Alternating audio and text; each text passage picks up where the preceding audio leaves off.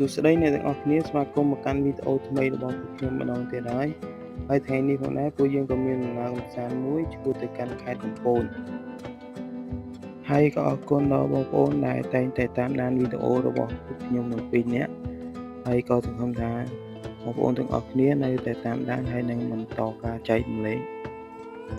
ហើយសង្ឃឹមថាបងប្អូននឹងចូលចិត្តហើយបើសិនជាបងប្អូនចង់ឲ្យខ្ញុំទៅលេងនៅកន្លែងណាទៀតសូមខមមិននៅខាងក្រោមរបស់ខ្ញុំបើសិនជាខ្ញុំធ្វើបានខ្ញុំនឹងធ្វើសម្រាប់បងប្អូនថ្ងៃនេះយើងទៅលេងកំពតចង់ដឹងថាពួកខ្ញុំទាំងពីរនាក់ទៅលេងកន្លែងណាខ្លះចាំមើលវីដេអូនេះទាំងអស់គ្នាលើម៉ោង6 កន្លះហើយទឹកជិះដំណើរពីភ្នំពេញទៅលើមិនតស្ទះស្មាននេះ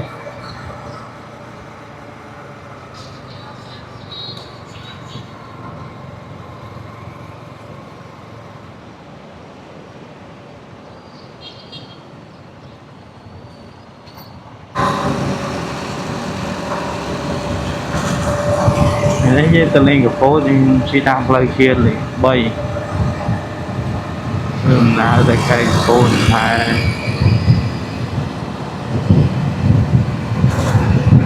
ដល់មកថ្ងៃណាហើយទៅ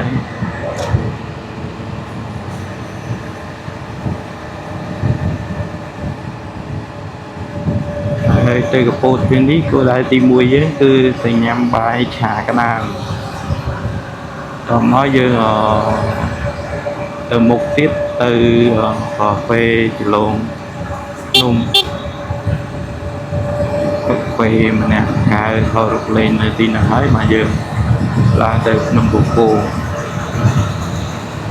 ហើយចាំមើលថាទៅណាទៀតចាំមើលតាមនឹងទាំងអស់គ្នាព្រោះយើង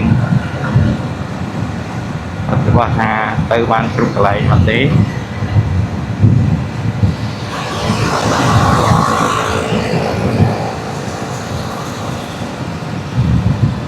ឥឡូវយើងទៅកំពតហ្នឹងដល់គឺ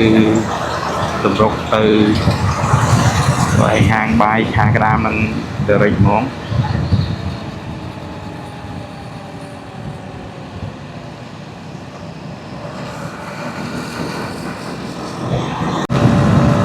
តូជាបាក់ខ្ញុំថ្មីជិះបានលឿនជាងមុន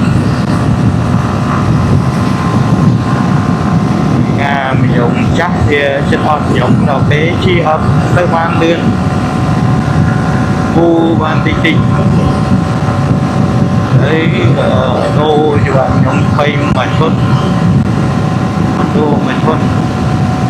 ខ្ញុំគូមានអារម្មណ៍ថាធូរទៅស្រួលរត់ជាងមុនទៀតហើយ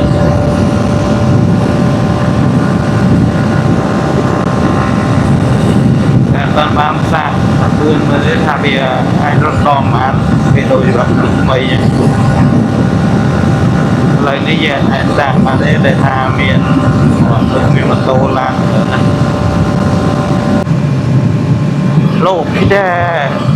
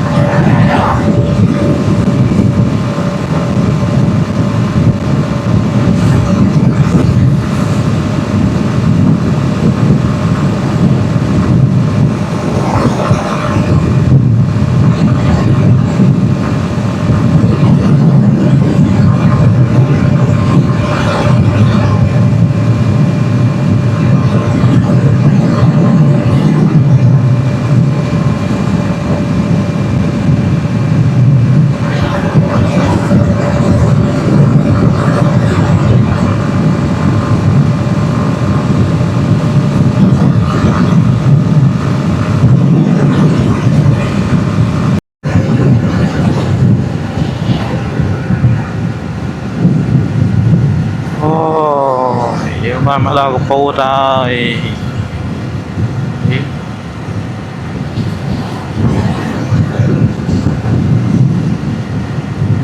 hết cổng phố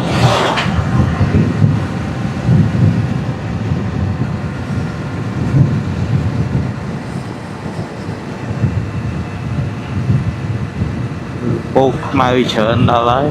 bài bằng phải đập liền đấy dục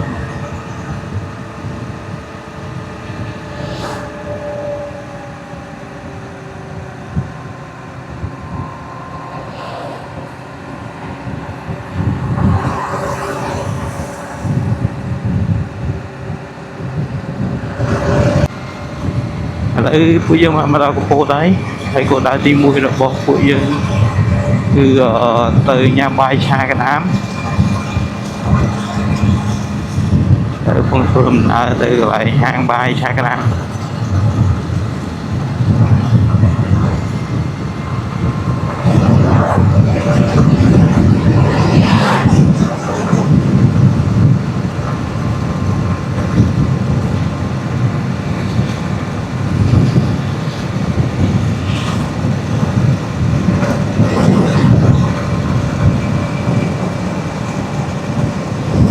cái này có phố mai chợn á không say ai nằm điên mà từ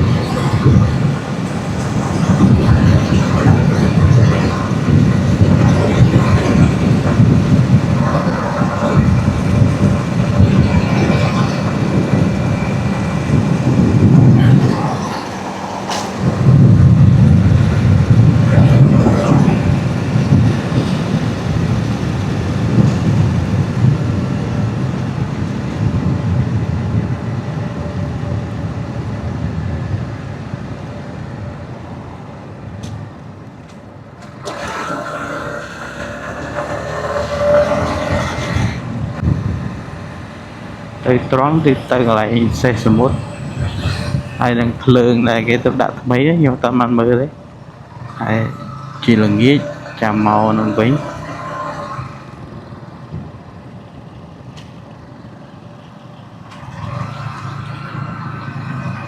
đấy thì nhà bài cũng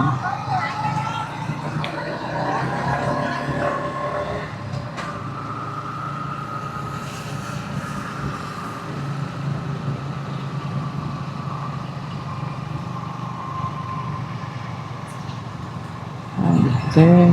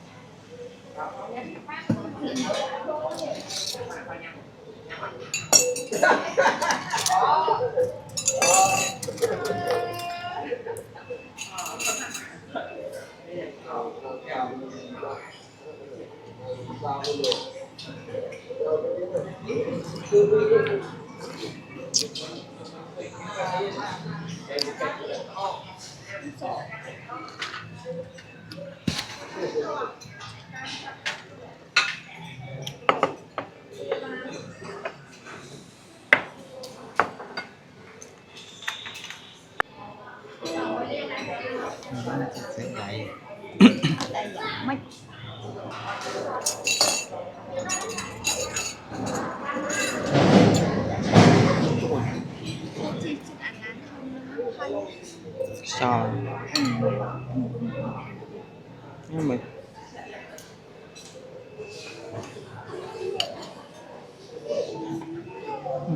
nhắn thôi à đông đông nâng đi đâu đi về nha về về bia cái tay rồi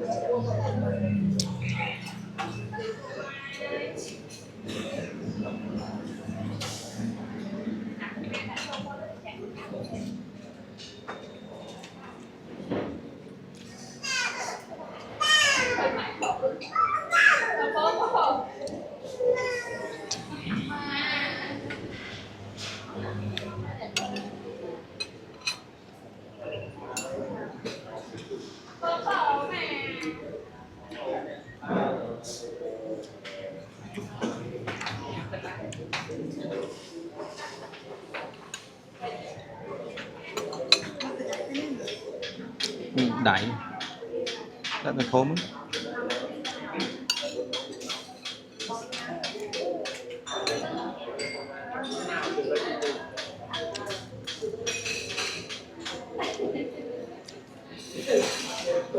mình cùng đúng rồi là mặt tao thầm là con nói nữa nè thì mình đông là mình á tôi gọi là mặt tao không lại hòn con trường không thầu làm mặt bằng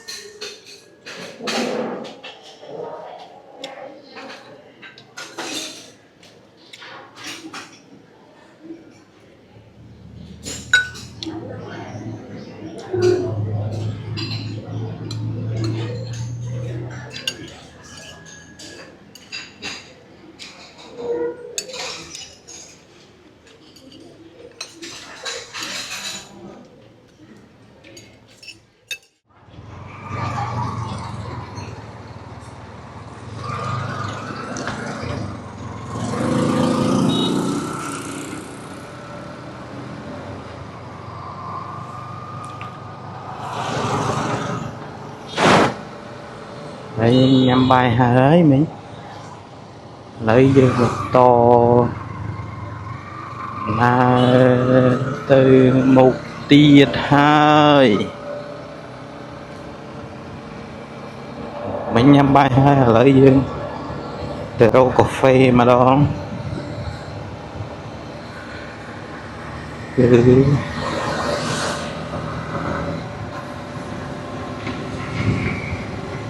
wow.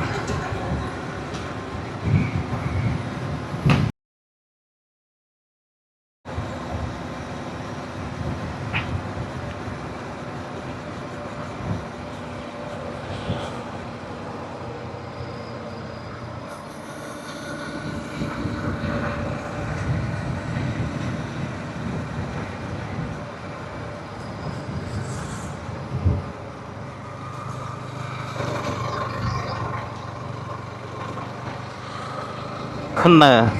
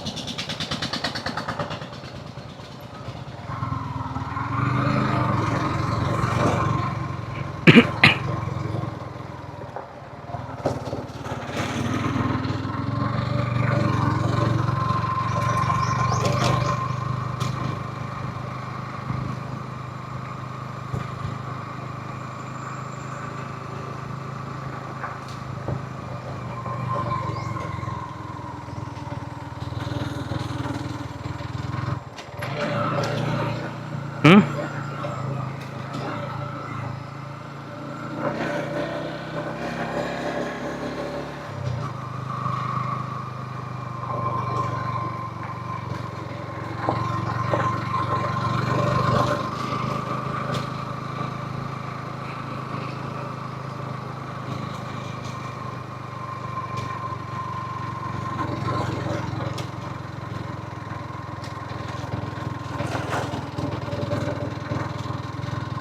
Còn một tố shop tăng với load đó là còn một tố dân shop tăng với bị load đó nếp lời bị tông quỳnh hối thì cái đã bài kìa tam lời bot đã bài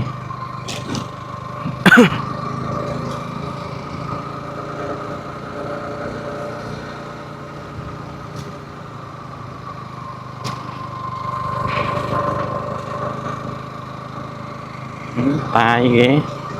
chỉ tam bài nữa đấy ô lời này càng là xa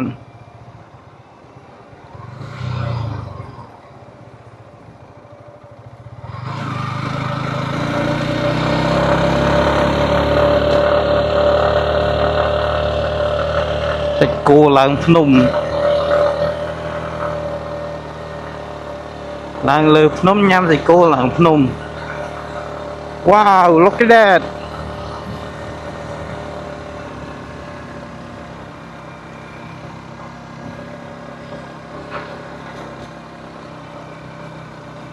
ភាពតាមផ្លូវខប់សេរីនៅ800ម៉ែត្រទៀតដល់ហើយនេះប៉ាយគេដែរតើ20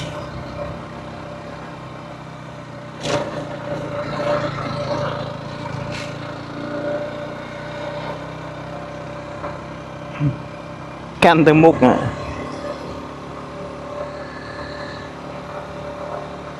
ដាក់តែក្រួយវិញខោពីក្រួយមកនេះដាក់តែក្រួយកាន់ឲ្យចុងតិចអូនលើកឲ្យខ្ពស់បានឃើញស្អាត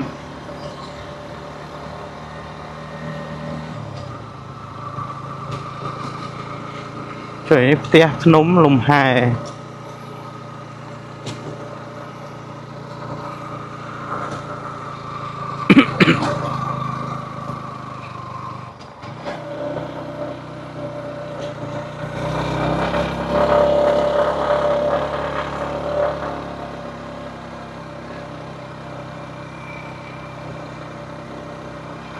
យូរនៅនេះស្អាតហ៎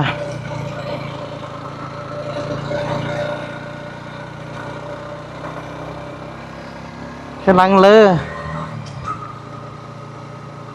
ឡើងដល់លើហ្មងណាសល់300ម៉ែត្រទៀតនេះគេដាក់តារូបអាកន្លែងអង្គុយតោងហ្នឹងទេយើងទៅគឺដើម្បីថតរូបកន្លែងតោងហ្នឹងដែរ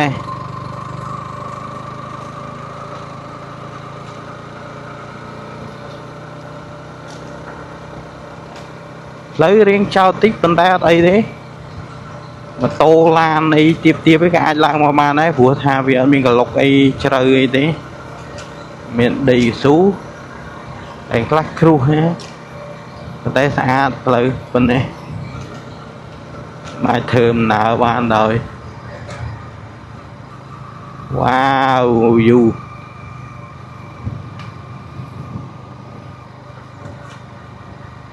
ហប់សេរី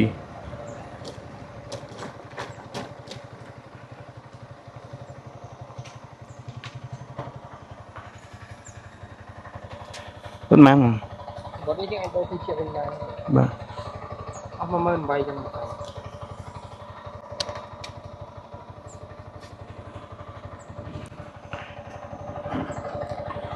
កាន់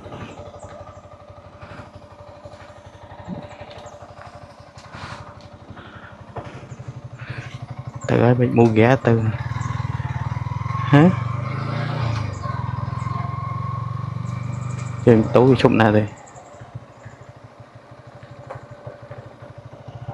ជុំនេះដាក់មួយគីដែរទីនេះមានមនុស្សទេ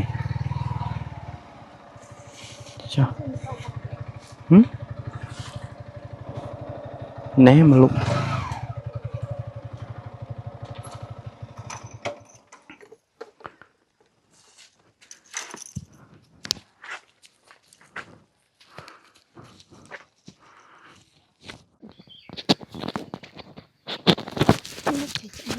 thôi phải là hè rồi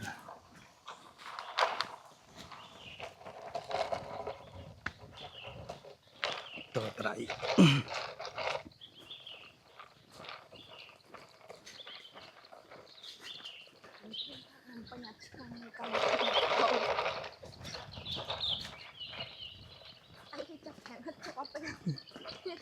mới cắt luôn nhỉ mới thao bớt thao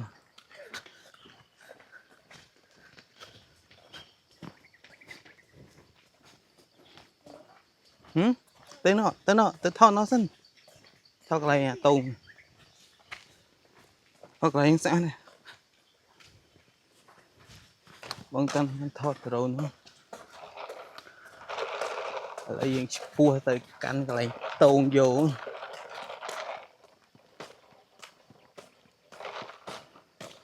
vô lại tùng vô xã lên đi thao mới dần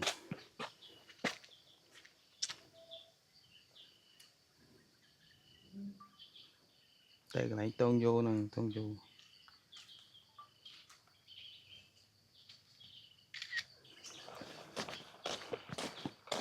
cái này khinh ở cho mình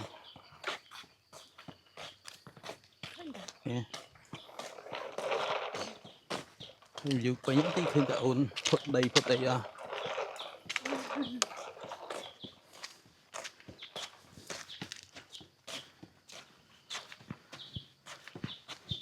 tăng mình tích hơi ôi mấy chỉ tôm mới thôi được sửa ở cái này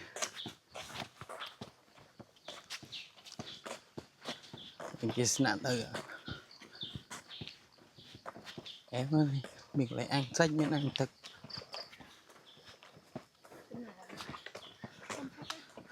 hả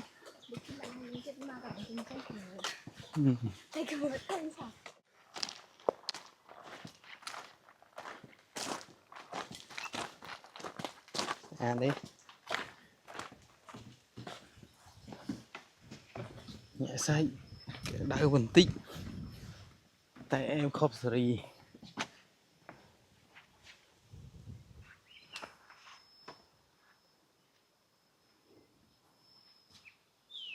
à đó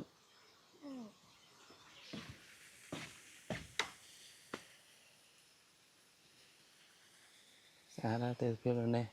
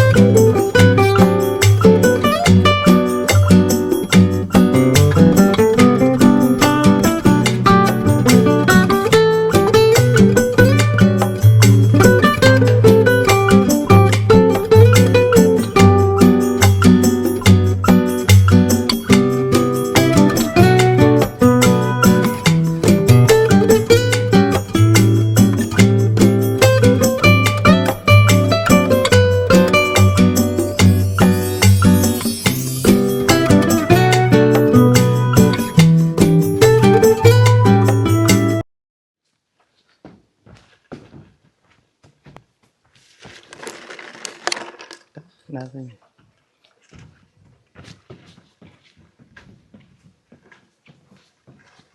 wow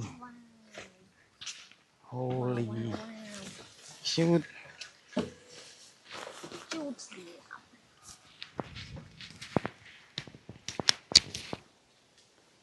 Oh, that's good. vậy thì ăn này không thể đi.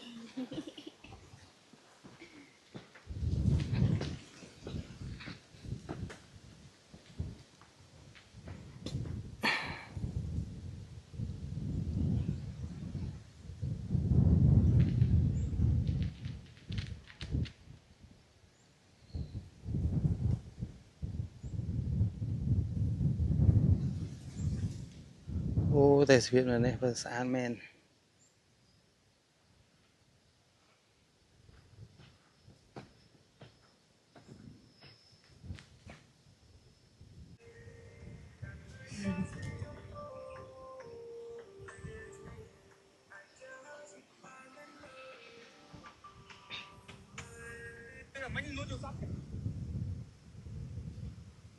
Sợ.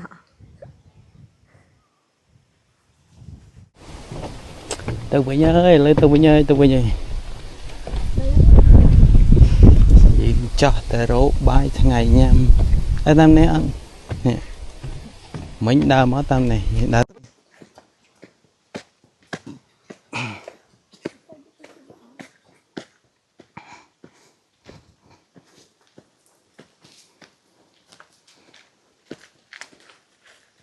răng này cái kinh hay.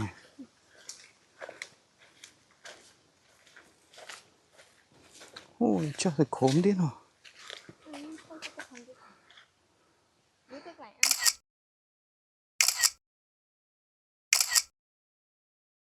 Từ Vĩnh. Sang hột đi mấy con đi mùi.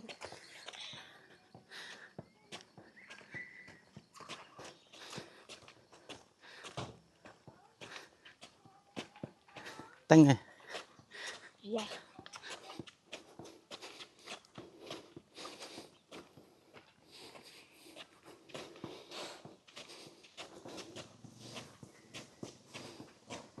Không tôi thôi đừng làm cái này.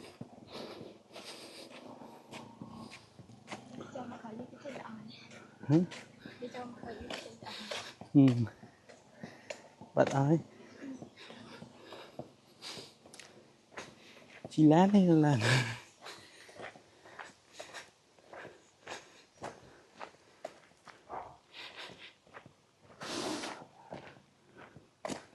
một cái đạn nào không tổ. Ôi hồi.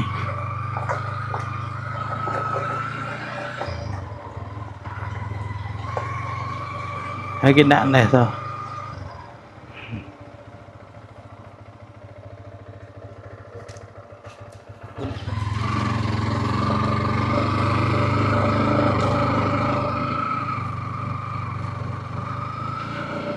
Ấy chi cho được không khối xã rồi nè, bơi khối xã nè.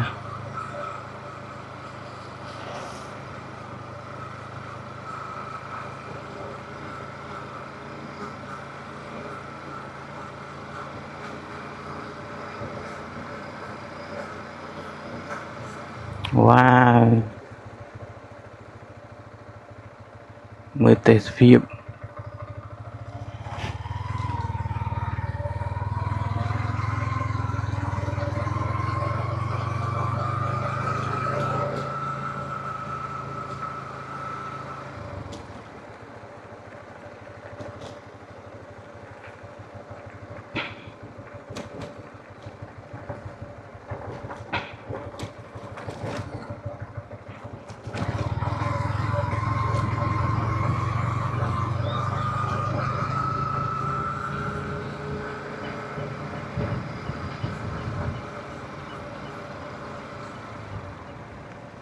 Khop Sri.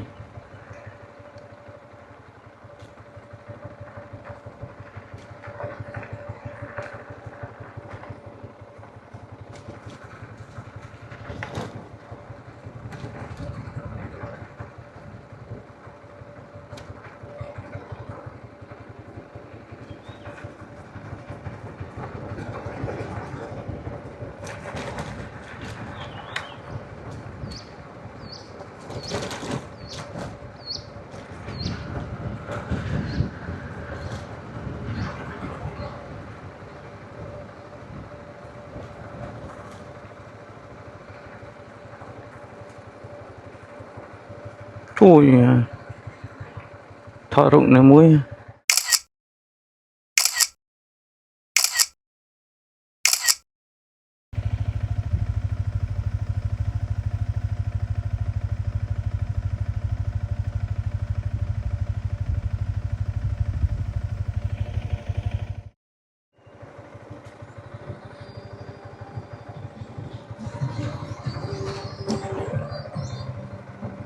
terrain terrain terrain terrain wow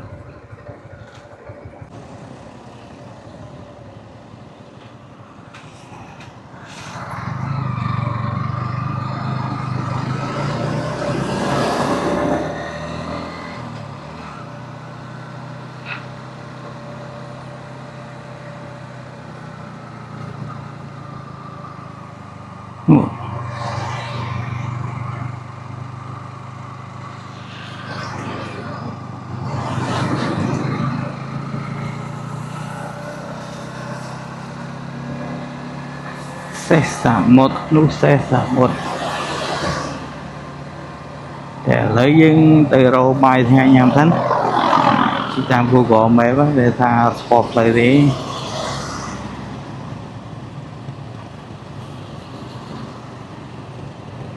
nhằm bài hơi mẹ răng lên chẳng ngay rồi nghĩ tích cho màu lại xe một đi thọ rụng lên là nghĩ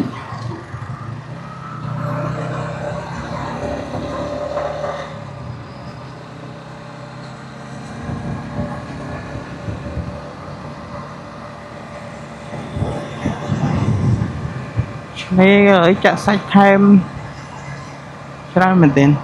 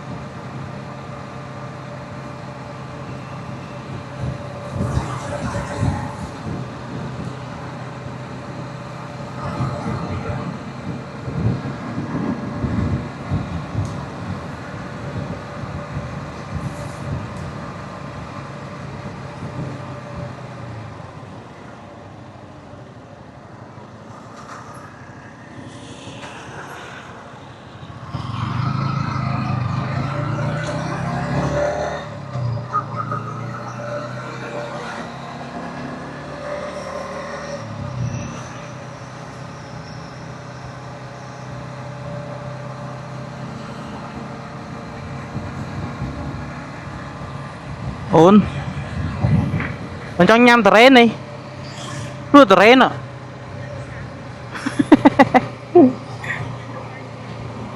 chầm là nghĩa chầm tinh nhâm đánh terrain này này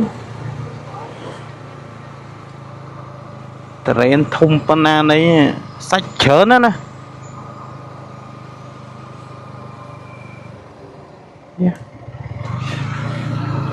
cua phơi lại mưa terrain phơi mưa phơi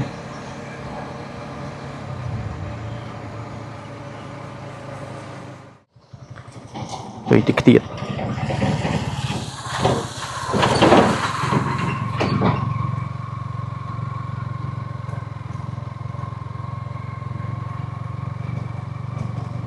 khi gặpพ่อ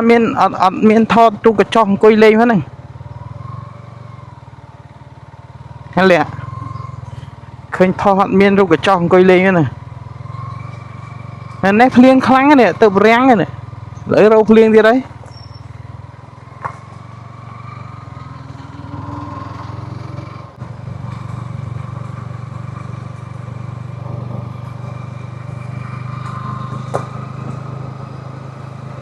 tôi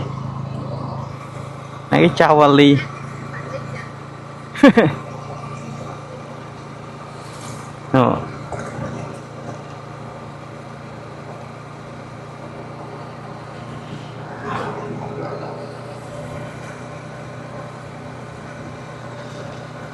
tắc rinh ở hay tắc khai này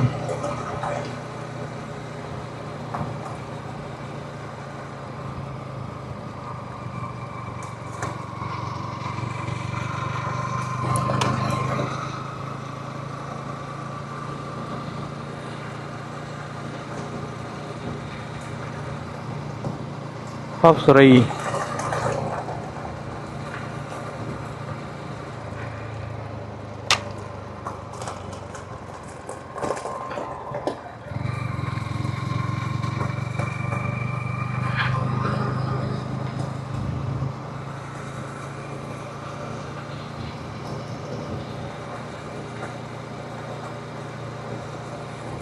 bên đi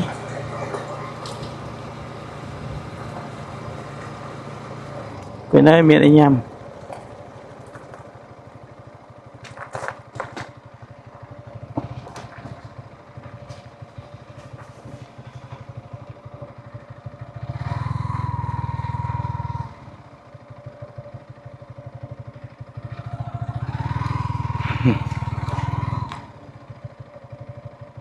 cái này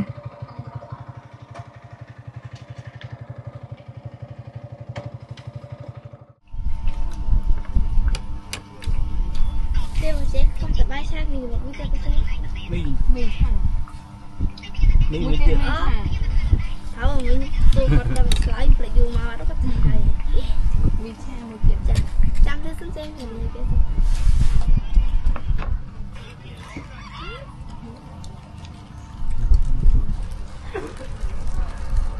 chuyện gì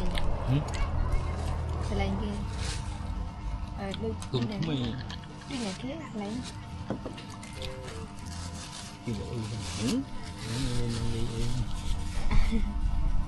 ทำเหมือนเชิญได้ตอนเดียวหมด xu này vừa để ấp lái nhưng mà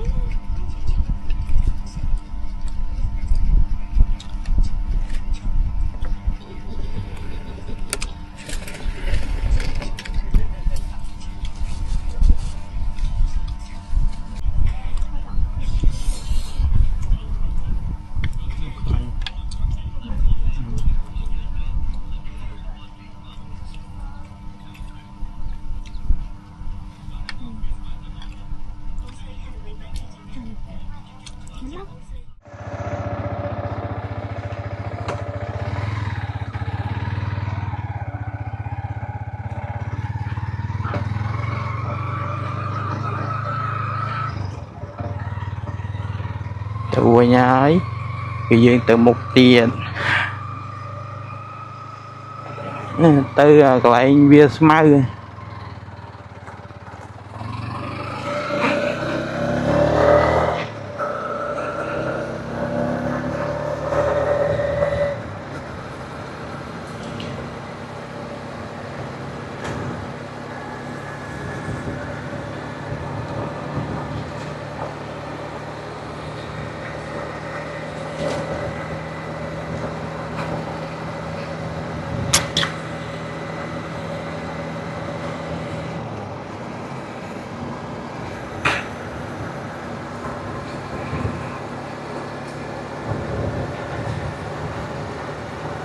từ mưa lại bia smart cái phong đây cái phong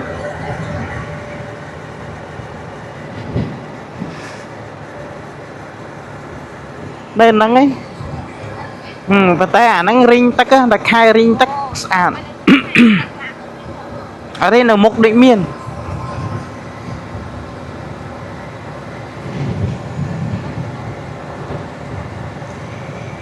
đây cái phong cho mơ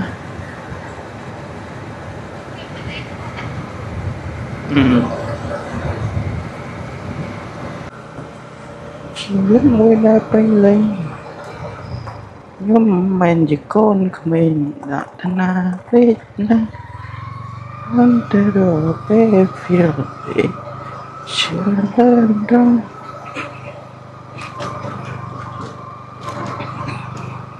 anh cái bó tăng đây nhá nắng ép lên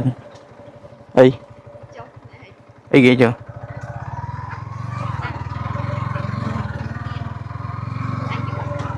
Nhìn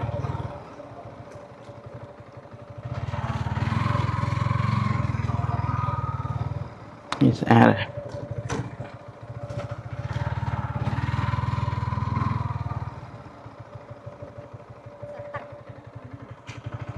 Cà ri nhé. Ini ri.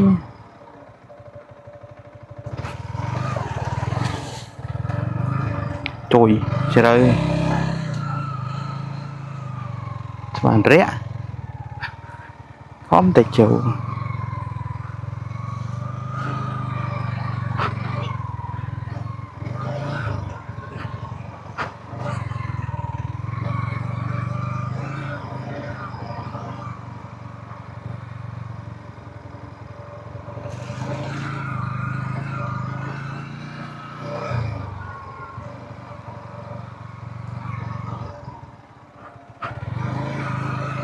Kiếm bỏ trời.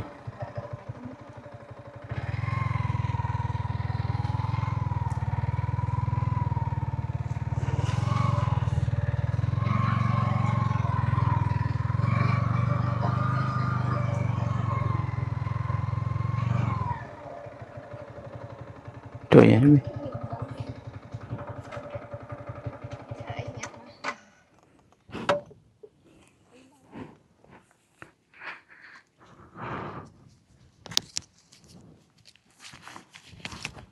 Nhon mình xinh ta.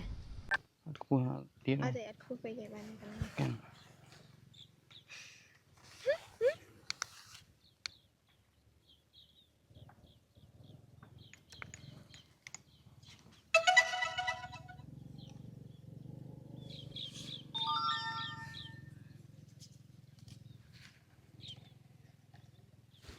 Chỉ còn sport tới thăm bana đây thôi. Còn những thông vị. Ta nó biết sao ta sẽ lỡ là bởi vì cái làng thông thông.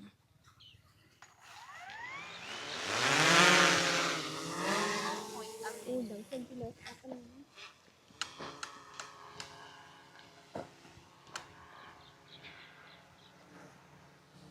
Mà nè ơn. Nè mà nè. Cái chờ nữa. Chờ nè. Một lộp xưa.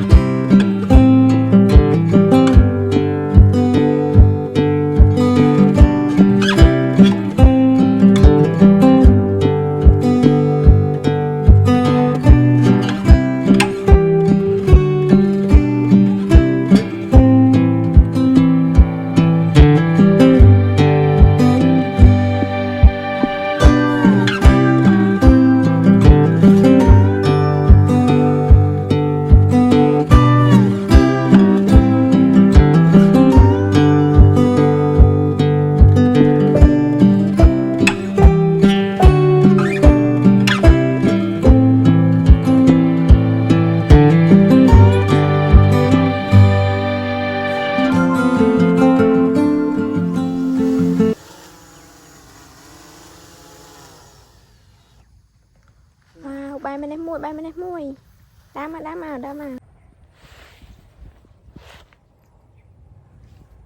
Sao ta được khăn khổ vậy?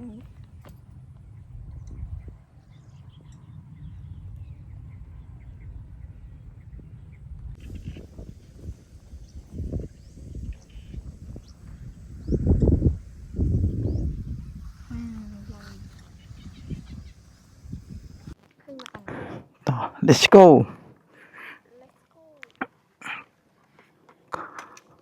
Go to Sesamut.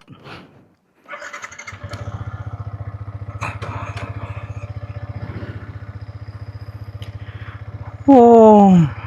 cáiទឹកស្រកគេបោះតង់អីមើលអែមហួស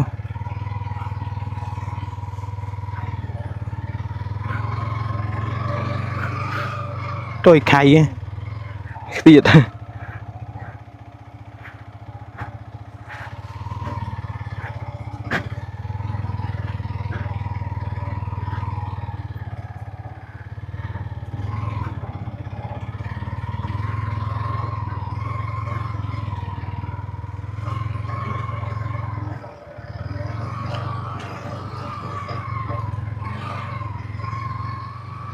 ô rồi ví dụ cọp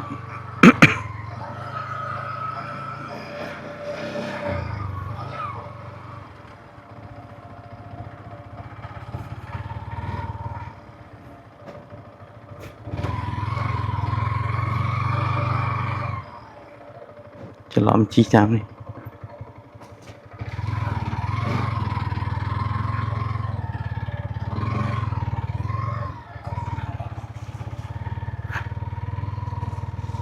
ชีเลยสมัยđến ở đây đây phụ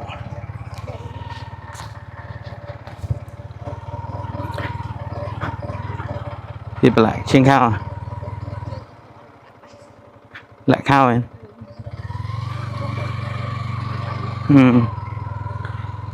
ý chạm được té mong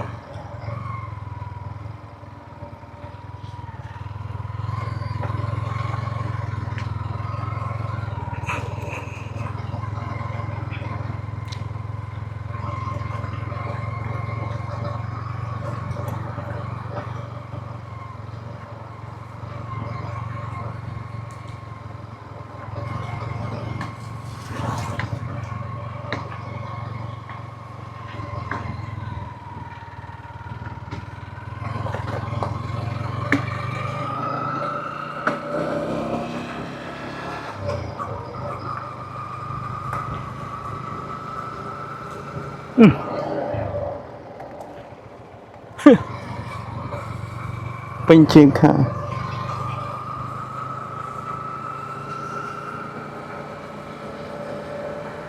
chi lứa năng tiệt là lọc kỳ đèn bộ chở na ruột ở ban mơ ngày lệch tiết ra vậy nè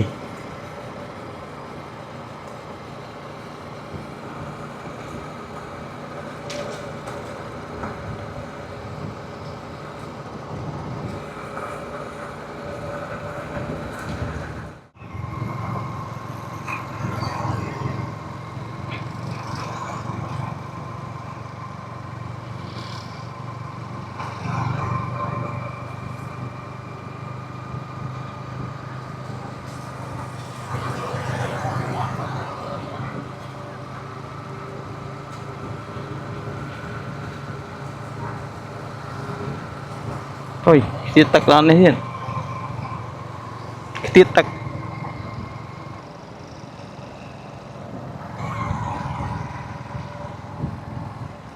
nắng men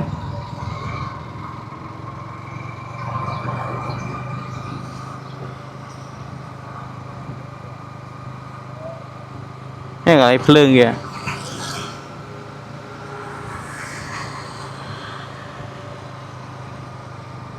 นี่อะไรเพลิงแกอะไรเพลิง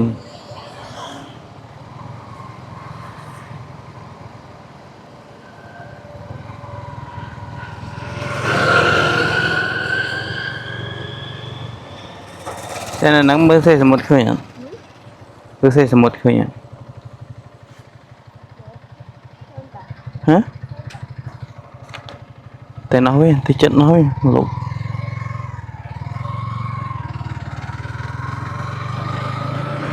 nó mà lục lọ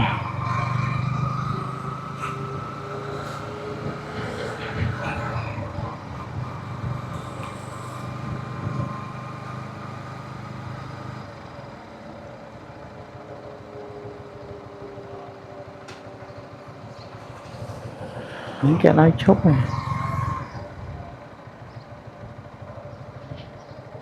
hả cái này cái này ai chụp là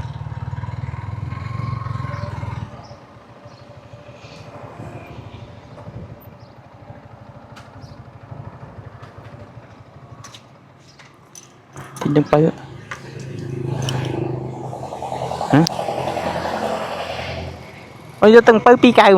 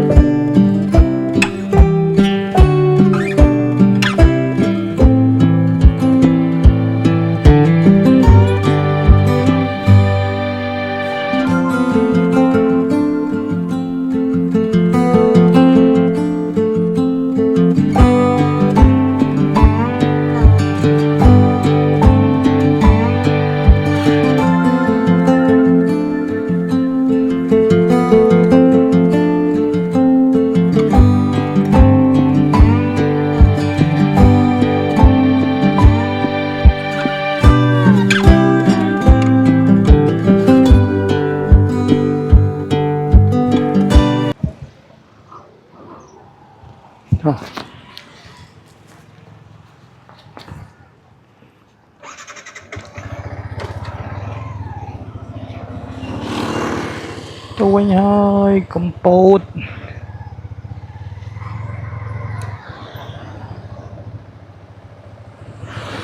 ok compot dạ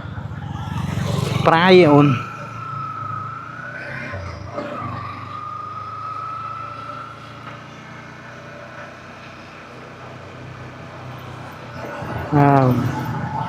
tôi có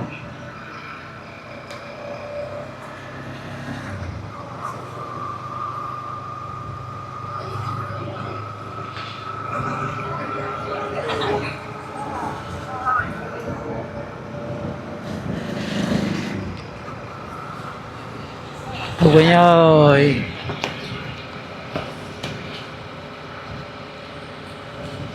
ngày khôi mò tiết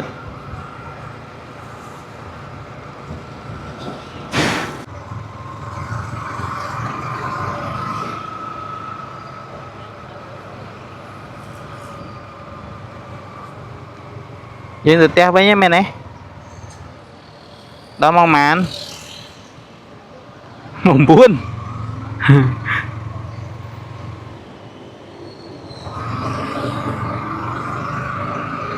nè trên này kìa coi nè lôi à mau là coi mau giúp coi nè lôi à hả lên update lôi nè mọi người trời mấy màu mơ đấy chom lộ á ấy trong ngày khôi mưa này mấy chom lộ nè tao kể lời trên đây lôi cọp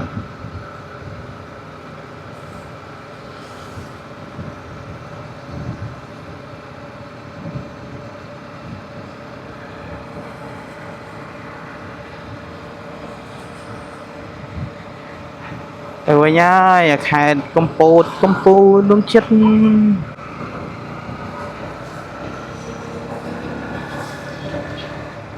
mua mì vậy ăn này hôi po chung hôi po là đôi ăn tần nu ấy nè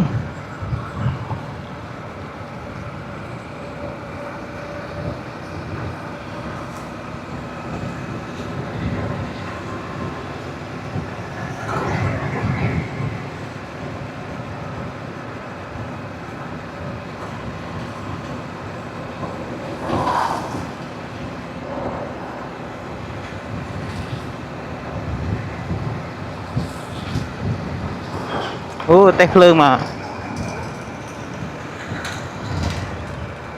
tét lương mà ơi cái bật lừ mua mì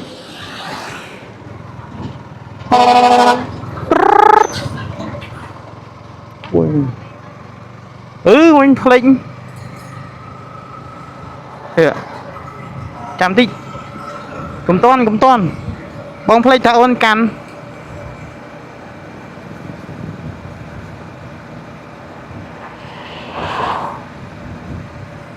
mình thương được mẹ mà căn lên rất này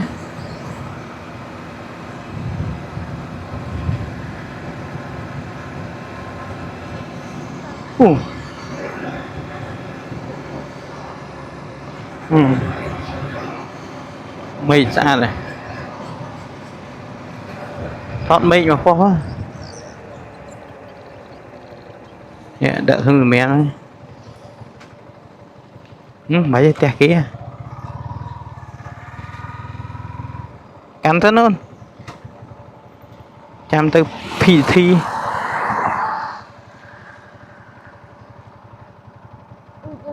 trong được lưng nào con nãy thì bọn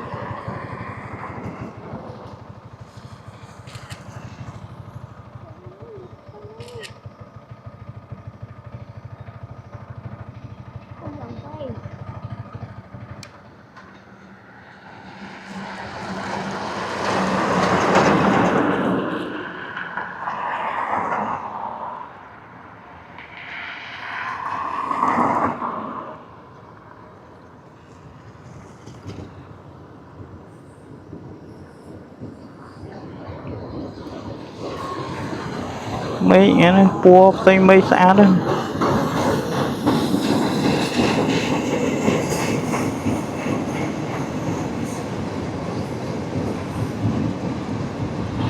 mưa này không video phơi khơi xa rồi mưa này ghé căn xa là cua này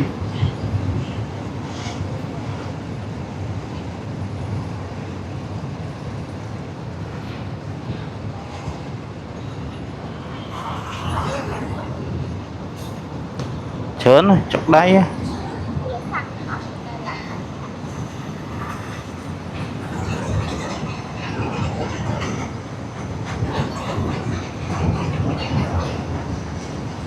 bán nó chọc đây chết o hơi ôn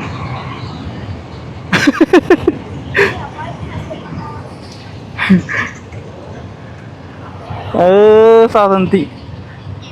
con thang về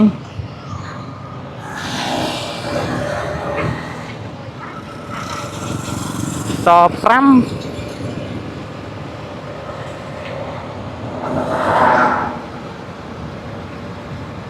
đạn này hả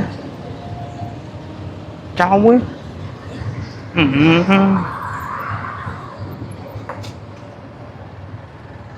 tách tóc hắc này đạn nó bỏ cái đá này mình đã cho không thúng man rồi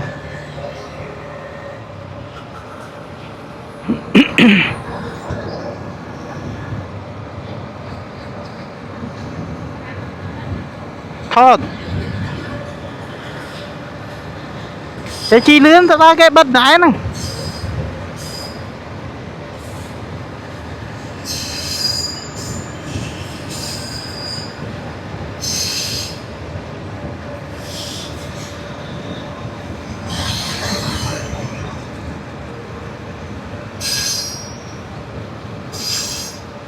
nè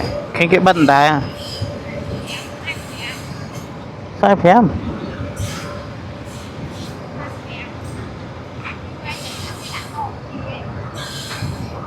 pi on đó pi nè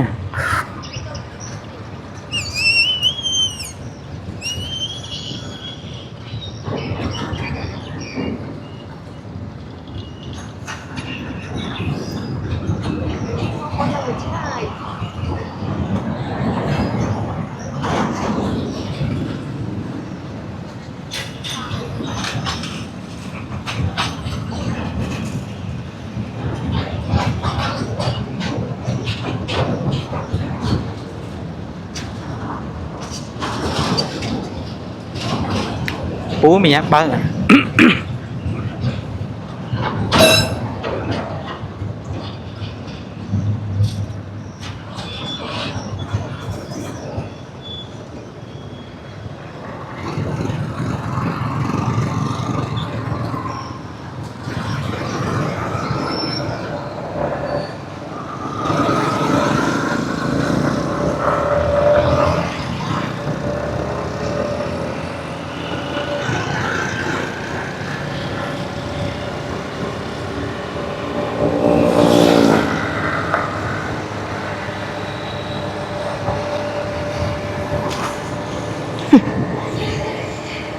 đây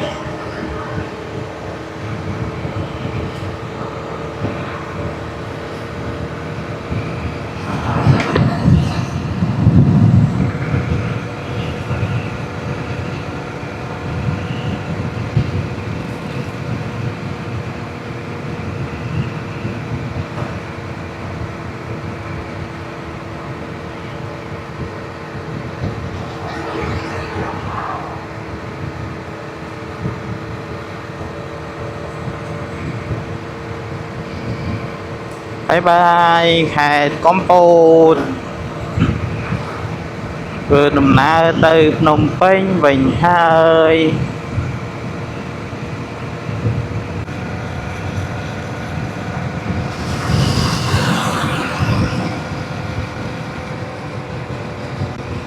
sang ngày hai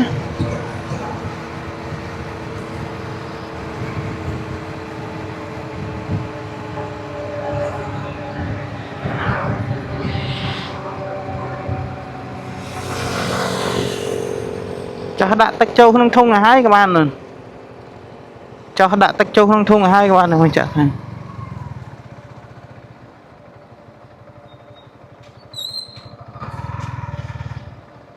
sạt châu thầm đa mà pin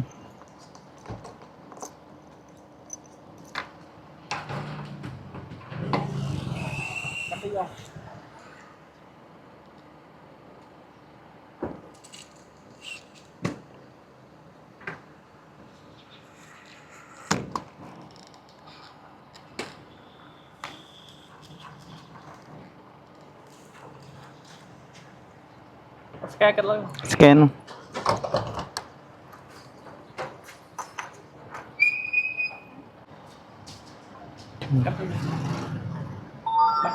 bạn 5 lít chỉ một ngày 5 lít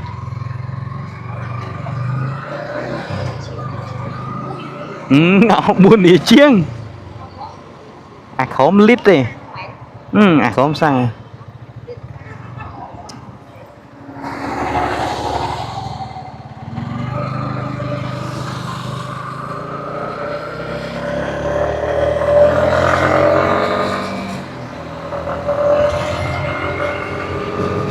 phải lán bao phà bất với nữ anh bất thông với nữ mày bất thông với nữ rồi từ bộ xa đây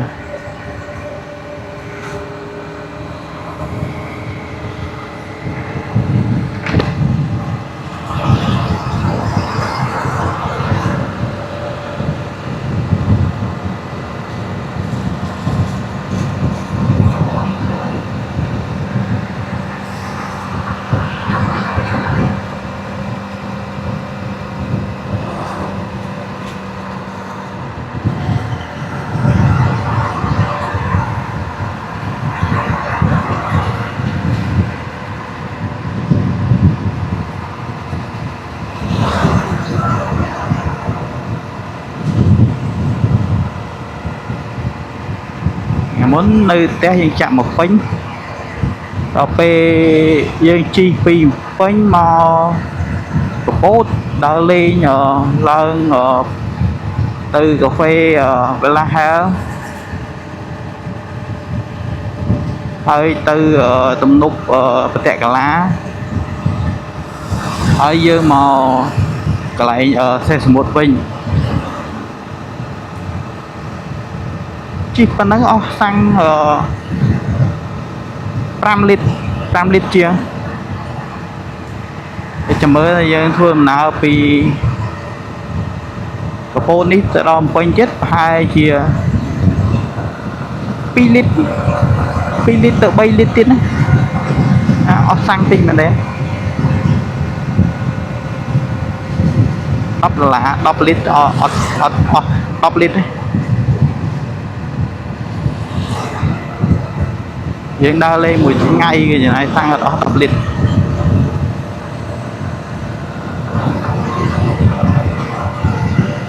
rồi chăm chút kia nơi phanh mó tèo nhai là tèo nhai